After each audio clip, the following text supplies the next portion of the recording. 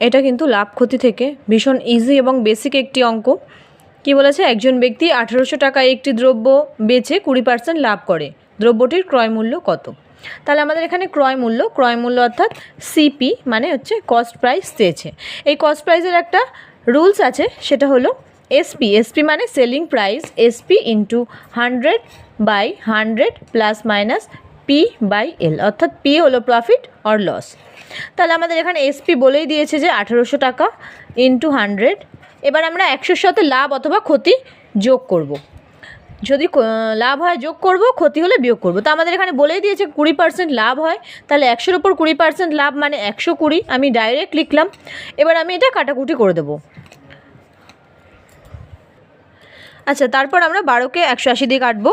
12 দিয়ে একবার যাবে, 12 × 12 6 5 × 60 15, অর্থাৎ দ্রব্যটির ক্রয় মূল্য হলো 1500 টাকা।